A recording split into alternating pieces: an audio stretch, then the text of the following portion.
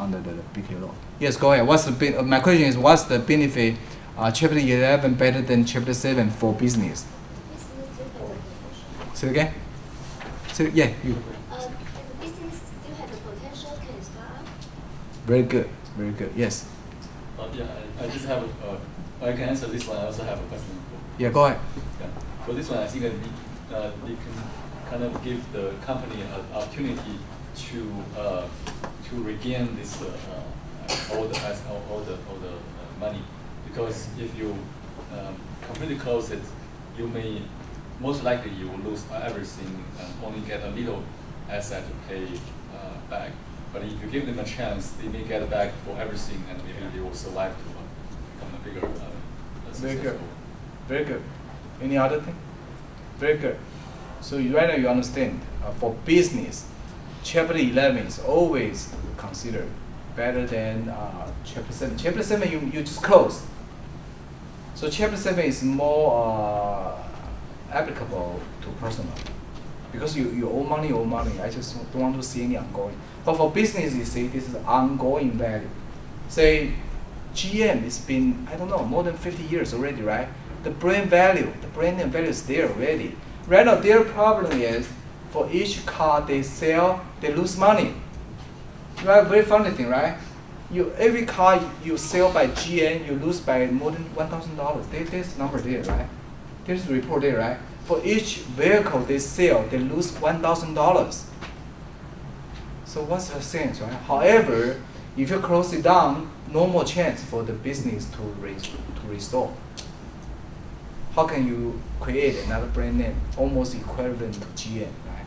So right now their problem is they lose money for each sales. However, there is an opportunity. So some people say you can select what kind of debt.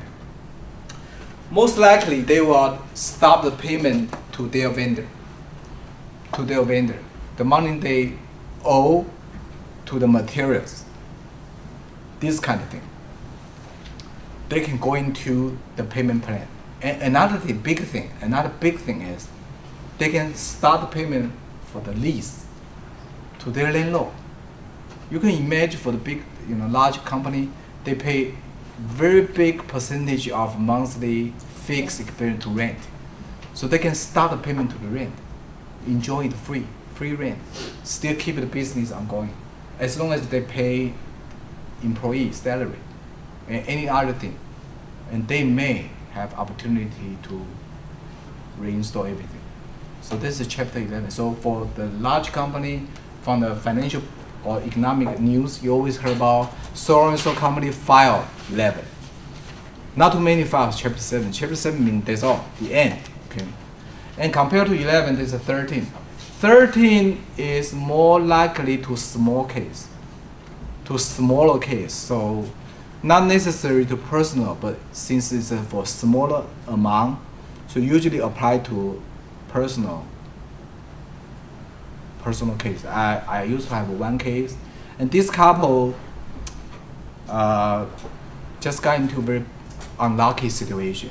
And if I remember the case, that's about one couple went to Las Vegas for vacation, and totally all of their expectation, they are invited to a seminar, and the seminar is very luxury. Okay, they've been invited by a group of people and provided them the free dinner, free show, everything is free, and by the end of the party, they even received the gift, something.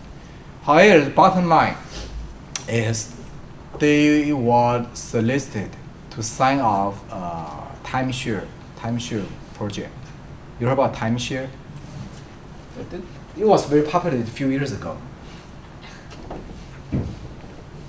Timeshare club member, very similar. It's a very similar scheme, by the way. Okay.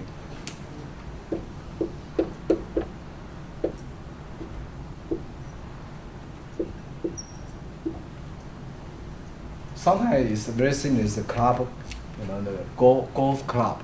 Same thing, very, very high prestige golf club say, hey, we invite you coming in, and this is your benefit, right? You have a social status, and then you can use our facility. And if you don't like our Las Vegas facility, we have thousands of facility around the world.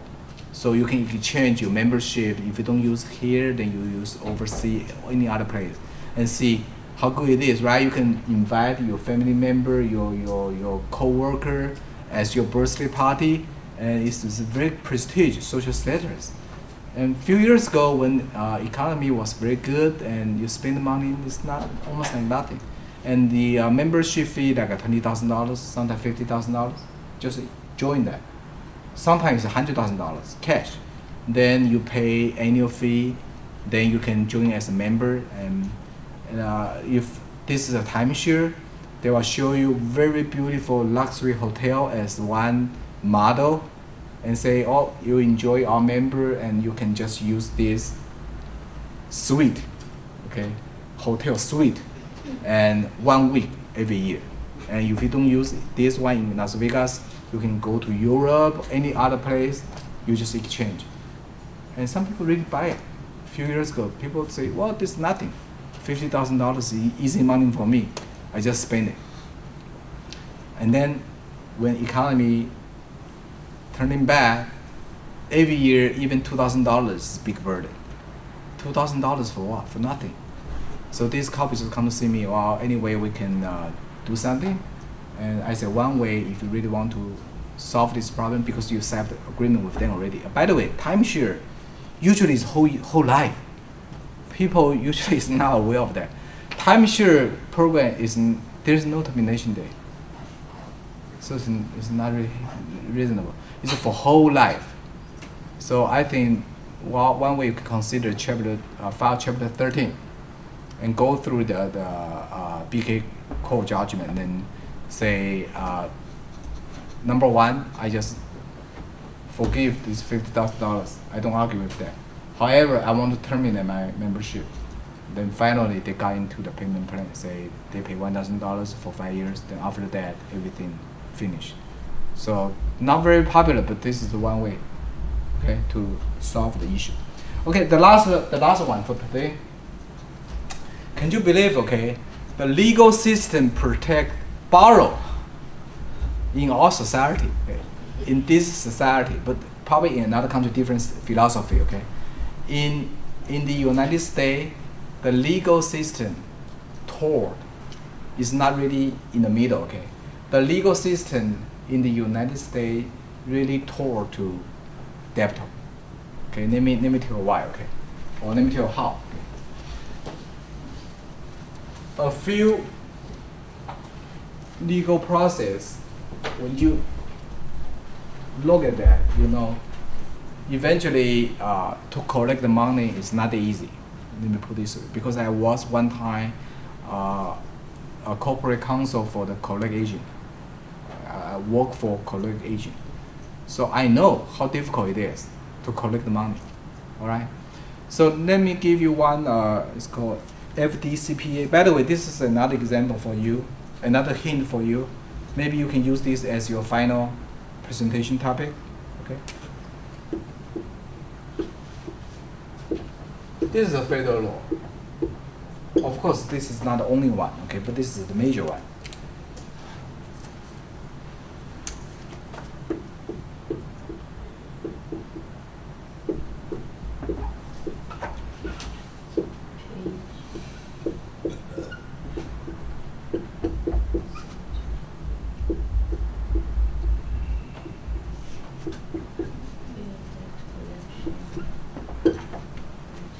If I remember correctly, okay.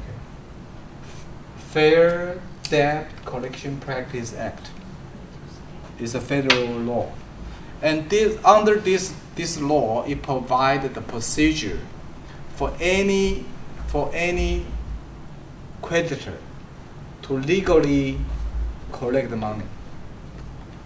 Okay, so this is why in the United States, we don't see the similar thing in Taiwan, in Hong Kong, in China. If some people owed money in Taiwan, creditor don't go to the court. They just hired the mafia. They just hired the mafia. Okay. Well, even exists today. Eventually, to be honest, in Taiwan, it is mafia running the underground lender. It's mafia, and they charge way high, and you dare not to pay back because there's no legal system. Somebody just come to see you. Okay. So luckily in United States we have law, we have a legal system. Okay. You owe money, then you do your best to pay back. Otherwise, if default, then the legal system come in. All right. So this law provide the lender very specific procedure to collect money. If violate this, can you believe it? It is creditor got a lawsuit, or it is collect agency got a lawsuit. So sometimes you think this is unfair. How can you? This is fair, right? You owe me money, and I need to follow the law. And if I don't, I got lawsuit. So how can you say this is fair, right? But this is the United States. Okay. Another thing. Combine this with another state law. Usually, the debt collection is only good for 4 years. Another ridiculous thing. Okay. If creditor cannot collect the money, or the creditor did not file the lawsuit, go through the legal system, 4 years after, the debt all gone. That means the lender cannot go after you legally. So every time when I think about this legal system, I think how lucky we are. Okay? I don't mean this is really good or bad, or how is it fair or unfair, but sometimes I just feel how lucky we are. We are living in the United States. At least for the majority of the daily matter, we living under the law protection. Okay, so if this person really try very, very hard but still cannot pay back, and the law only provide the lender 4 years statute of limitation. So within the 4 years, if lender did not file the lawsuit at the court, 4 years after, the lender cannot go after anymore. That means wipe out. And in reality, usually lender don't wait for 4 years. For a lot of my clients, they got a very bad financial situation. Usually after 18 months, by the way, I do not encourage you, okay? Usually after 18 months, the debt appear on their credit report as charge-off, cancellation. Well, that's not a good record because it's gonna affect the credit score, but the debt is gone. Okay, that means the bank is not interested to go after because the lender would need to spend more money to go after. Even, okay, the lender filed a lawsuit and finally get a judgment. But judgment means nothing. I should say judgment means something, okay? But judgment if not enforceable. Enforceable really means three things, okay?